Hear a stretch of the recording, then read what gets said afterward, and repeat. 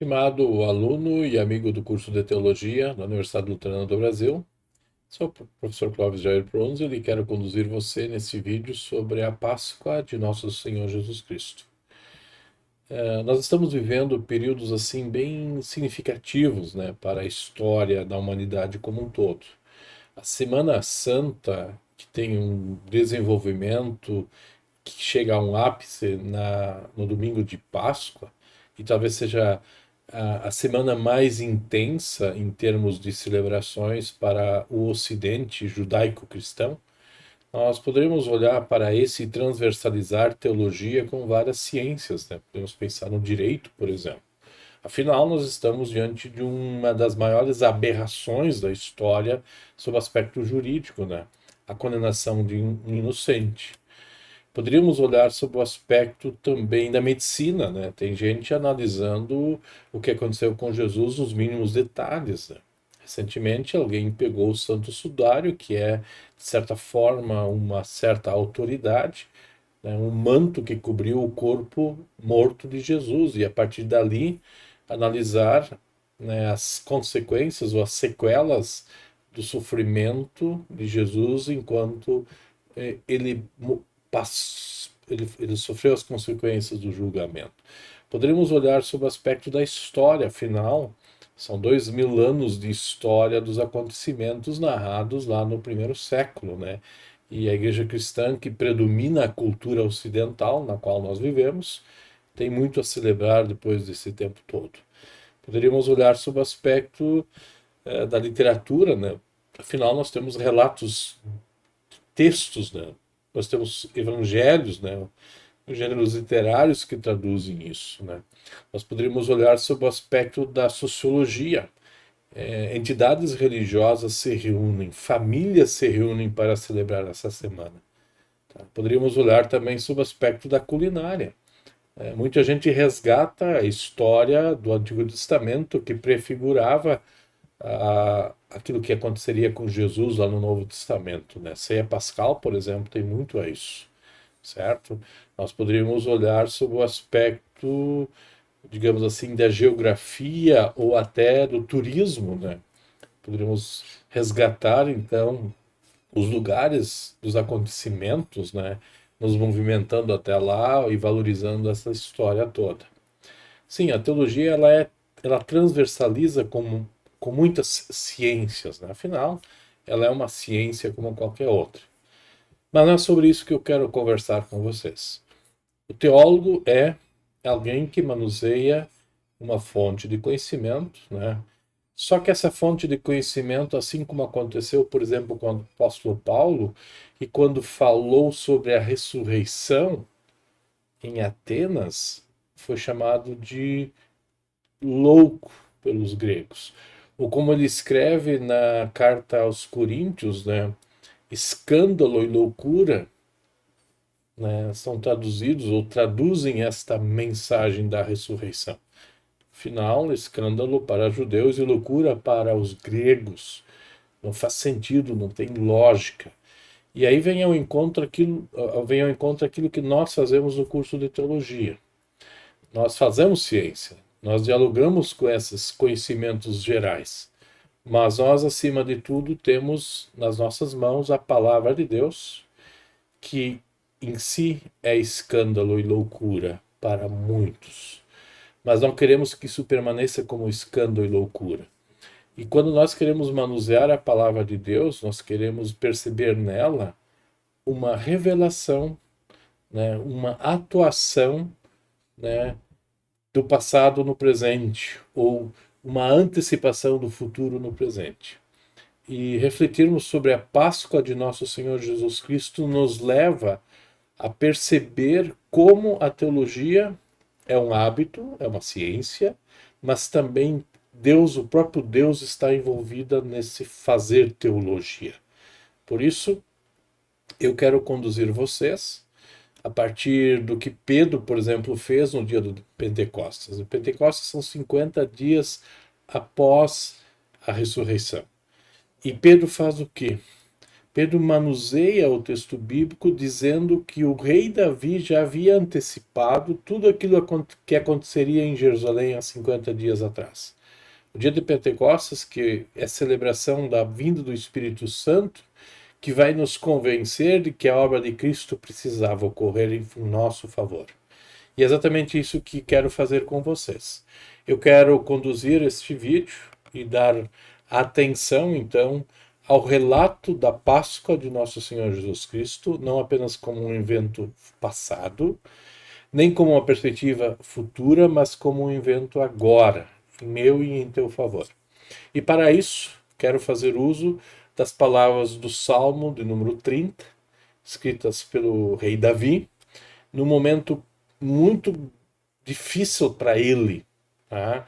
E quando nós hoje queremos lembrar da Páscoa, não do passado, mas trazendo o passado para hoje, tá? Tipo um termo técnico que a gente usa é aquilo que foi feito no passado se torna real hoje para mim e para você.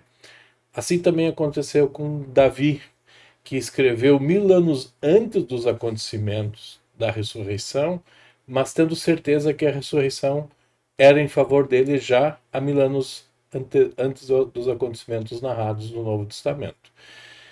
O Salmo número 30 tem como contexto o texto de 2 Samuel 6, e quando a gente olha para 2 Samuel 6, a gente percebe um rei Davi angustiado por alguns incidentes, né, que marcam o capítulo 6. Né?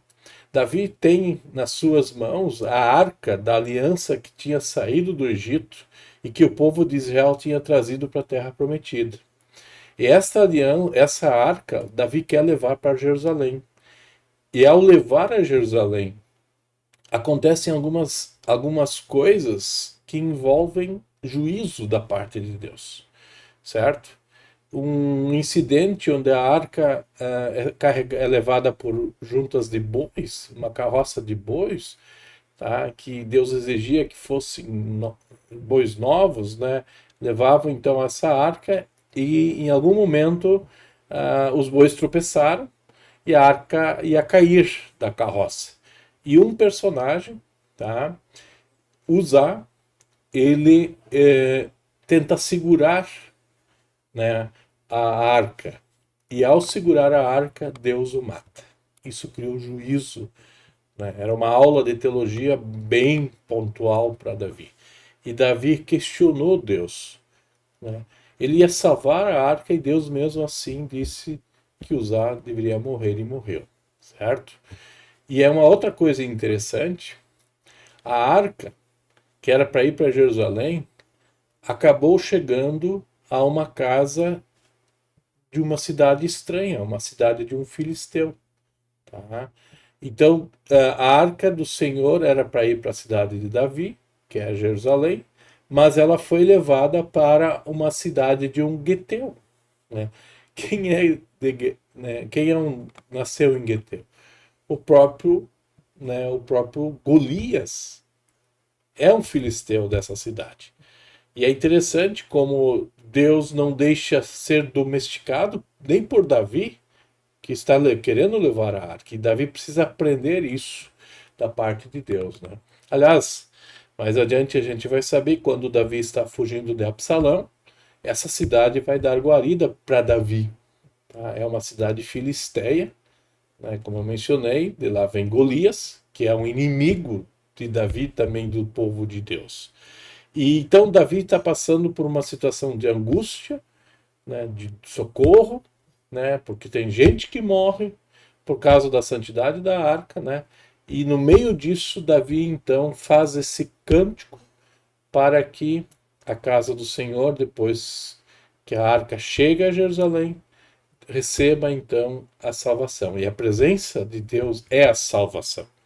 Então não é a presença da fé, não é a presença de momentos históricos, não é a culinária, não é o direito, mas é a própria presença de Deus que dá garantias, e é isso que Davi apela neste salmo que eu quero ler com vocês. O título que nós temos então na Bíblia hebraica é Ação de Graças pela Libertação da Morte. E Davi diz assim: Eu te exaltarei, Senhor, porque tu me livraste e não permitiste que os meus inimigos se alegrassem contra mim. Quem são os inimigos? Os inimigos não são aqueles distantes, né? O próprio Davi, muitas vezes, é inimigo de Deus. E Davi precisa, várias vezes, reaprender que Deus não pode ser domesticado. Senhor meu Deus, clamei a ti por socorro e tu me curaste. Senhor da sepultura, fizeste subir a minha alma. Preservaste-me a vida para que não descesse ao abismo. Sim, nós em Cristo não morremos, dormimos. Davi sabia muito bem que Deus não tinha mudado de opinião depois que Adão e Eva caíram em pecado. Mas Deus havia feito uma promessa, certo? A lei de Deus continua com o seu vigor, que foi dita a Adão e Eva, que no momento em que comessem da fruta proibida, ou da árvore proibida, eles iriam morrer. E isso continua valendo. Aliás, continua valendo até para Davi, para todos os profetas do Antigo Testamento, para Jó, para mim e para vocês. E para também os personagens do Novo Testamento, né? Mas isso não é motivo para ser deixado no abismo, para ser deixado na sepultura. Cantem louvores ao Senhor, vocês que são os seus santos, e deem graças ao seu santo nome. Bom, quem liberta Davi do seu desespero? E essa situação existencial de alguém que achou que podia fazer uma coisa interessante, que era levar a arca até a cidade, e de repente tem que mudar o rumo, tem que mudar a situação, e Deus vai abençoar um filisteu, né? Deus abençoa a casa que recebe a arca, e Davi percebe isso. Davi não pode domesticar Deus, né? E aí Davi diz no versículo 5, porque a sua ira dura só um momento, mas o seu favor dura a vida inteira. O choro pode durar uma noite, mas a alegria vem pela manhã. As situações existenciais concretas de alguém que precisa passar pela morte. Davi viu isso. Tá? Davi percebeu a morte de alguém que segurou a arca. Ele questionou isso. Em outros momentos, né, por exemplo, quando Davi peca com relação a Urias e a Batseba, né, o filho gerado com Batseba precisa morrer. E é estranho isso. O salário do pecado continua sendo a morte, a minha e a tua. Não tem como fugir isso. Mas Deus não nos deixa na morte. Aliás, a Bíblia fala que aqueles que dormem no Senhor, não morrem. Eles estão no Senhor.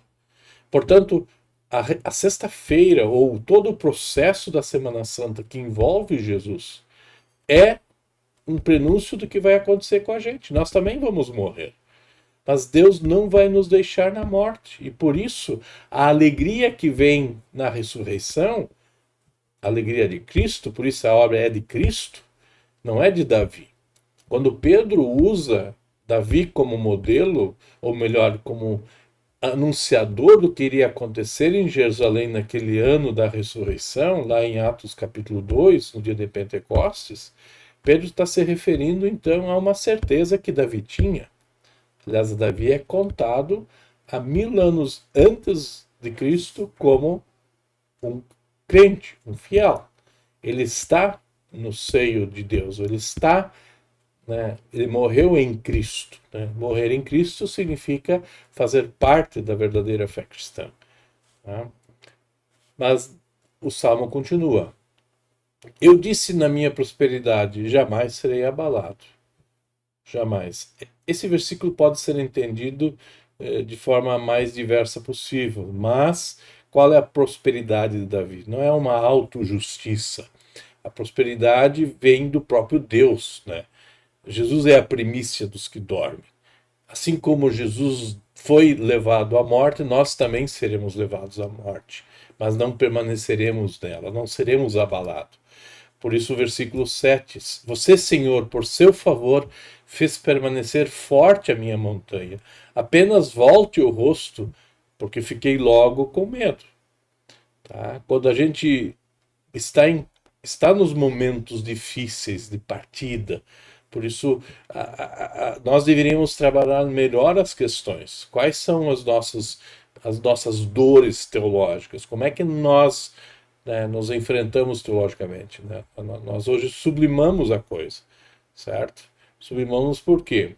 Nós não percebemos que os nossos inimigos não são visíveis. Aliás, o teólogo não trabalha com inimigos que se enxergam. Os inimigos do cristão são inimigos espirituais. Espirituais significam que não estão à luz do olho. São aqueles inimigos, né, que são aliados de Satanás, que é a minha natureza que quer tomar o lugar de Deus. Essa é a minha cruz. A teologia, aliás, a teologia que nós fazemos continua sendo a teologia da cruz. Nós não usamos a teologia da ressurreição. Nós ainda pregamos a Cristo e a esse crucificado, mesmo depois que ele ressuscitou dos mortos. Essa é a mensagem da teologia. Isso diz o apóstolo Paulo. Mesmo no corpo glorificado, ainda carrega as chagas, as marcas, né, da morte. Isso é o Jesus por nós, certo? Por isso, mesmo que tenhamos medo, Deus não se volta contra nós. Por isso, o versículo 8: por ti, Senhor, clamei, ao Senhor implorei, certo? A minha vida é um grande clamor, tá? Não é uma execução de uma tarefa. Aliás, Jesus diz isso, né? Ecoando Oséias: misericórdia quero e não mais sacrifício. Deixe a coisa comigo, eu vou cuidar de vocês. Entrem na morte de vocês sabendo que a morte dos justos não é em vão. Ou como Jó teve que aprender: eu sei que meu Redentor vive e não vai me deixar na sepultura. Sim, né? Morra tranquilamente, ou melhor, dorme no Senhor. Lutero vai dizer que no momento em que alguém confessa, ou alguém que entra no reino de Deus morre para si, ou morre para o pecado, certo? Porque Satanás ainda quer que a gente tome o lugar de Cristo. E aí, ao confessarmos significa dizer aquilo que Deus faz em nosso favor hoje. Isso é uma teologia confessional. Uma teologia confessional significa reconhecer agora aquilo que no passado foi feito em meu favor. No caso de Davi, é uma antecipação, né? Davi confessa o que vai acontecer de uma forma proléptica. Nós hoje lembramos do passado e esse passado se torna real hoje. A morte de Cristo há 2000 anos não é só história, ela é em meu favor. Que proveito terá em meu sangue quando baixo a cova? Será que o pó é capaz de te louvar? Obviamente que não. Né? Poderá ele declarar sua verdade? Né? Deus disse para Adão e Eva que no momento que eles iam pecar, eles iam virar pó. Mas a gente lembra isso na sepultura. Pó, pó, terra, terra. Mas o Senhor não vai me deixar lá. Porque o Senhor ressuscita, ele é vitorioso. Aliás, a descida de Cristo ao inferno é a vitória sobre coisas que nós não enxergamos. Por isso a teologia trabalha com incredulidade, com alguém que quer tomar o lugar de Deus. Né? Então nós não trabalhamos com o olho, nós trabalhamos com o ouvido, diz Lutero. E diz bem porque a fé vem pelo ouvir. Por isso, naquele último dia, né, no último dia, quando ouviremos o Espírito Santo nos chamar do abismo para a vida, nós a temos em Cristo Jesus. Davi continua: ouve, Senhor, e tem compaixão de mim, sê tu o meu auxílio. Qual é a situação existencial que nós temos que pedir auxílio para Deus? Os inimigos da nossa fé são aqueles que são aliados de Satanás, certo? A minha natureza, o mundo não criado por Deus, mas contra Deus, certo? A minha própria morte. Eles são inimigos. Eles podem nos assustar. Mas a compaixão de Deus, a Páscoa de nosso Senhor, que vale para nós hoje, essa Páscoa mostra o quanto Deus nos ama em Cristo Jesus e o quanto Ele é nosso auxílio. E o salmista termina suas palavras: tornaste o meu pranto em dança alegre.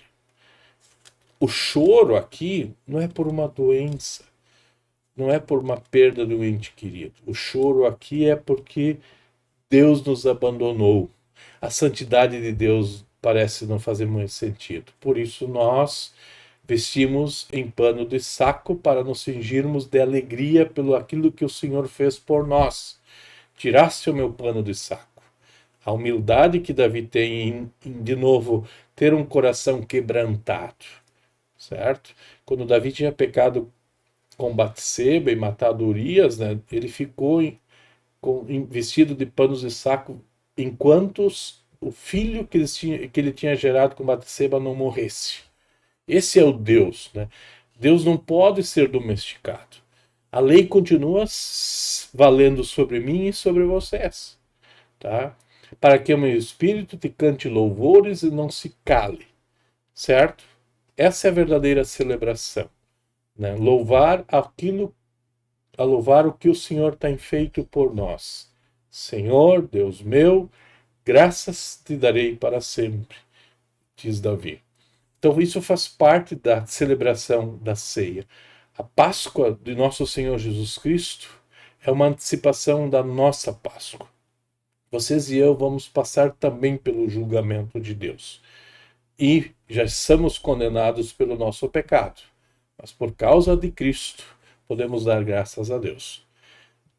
Eu gosto muito de Lutero, porque Lutero descobriu o Evangelho lendo os Salmos. O Salmo que a gente leu agora, o Salmo número 30, é um eco disso, tá? E o Lutero aqui usou o Salmo 46 no seu texto Castelo Forte, justamente para ecoar a história, a concretude, tá? A existencialidade da Páscoa. Não apenas uma celebração histórica, momentânea, bonita, mas alguma coisa na qual ele próprio Lutero estava vivendo. E ele escreve isso na quarta estrofe, então, do Castelo Forte, que está aqui. O Verbo eterno ficará, sabemos com certeza, e nada nos perturbará com Cristo por defesa. Se vierem roubar os bens, vida e o lar, aqui ecoa um pouco Jó, que tudo se vá. Interessante isso. Proveito não lhes dá, porque o céu é nossa herança. O céu é onde Jesus está. Nós vivemos esse céu já hoje. Nós não precisamos necessariamente esperar o último dia. Nós temos um discurso de alguém que recebe as dádivas de Deus agora. Isso faz parte também do curso de teologia. Por isso, o curso de teologia da Universidade Luterana do Brasil não quer apenas fazer um discurso fora da realidade. Pelo contrário, ele vai ao encontro do ser humano que quer perceber a sua limitação, que quer perceber o quanto ele está distante de Deus para poder novamente se agarrar e jogar-se no colo de alguém que já trilhou o caminho da morte, mas que ressuscitou. A morte de Cristo mostra que também nós morreremos, mas a ressurreição de Cristo também nos mostra que com ele ressuscitaremos, certo? Davi não está mais entre nós. Pedro vai dizer que o túmulo de Davi está em Jerusalém. Aliás, ninguém sabe onde ele está lá enterrado. A arqueologia não encontrou o pó de Davi, mas o Senhor Jesus ressuscitou na cidade de Davi, a cidade que recebeu a arca, certo? A arca que trouxe alegria, não só para Davi, para o filisteu, e traz alegria para todo mundo. É isso que nós fazemos quando celebramos a Páscoa de nosso Senhor Jesus Cristo. Fazemos ciência, manuseamos o conhecimento, mas manuseamos o conhecimento como uma dádiva de Deus. Por isso, teologia é um hábito prático dado continuamente por Deus. Não é apenas uma história, mas é a história de Deus conosco. Feliz Páscoa e que a obra de Jesus Cristo seja por ti e por mim, hoje e sempre. Amém.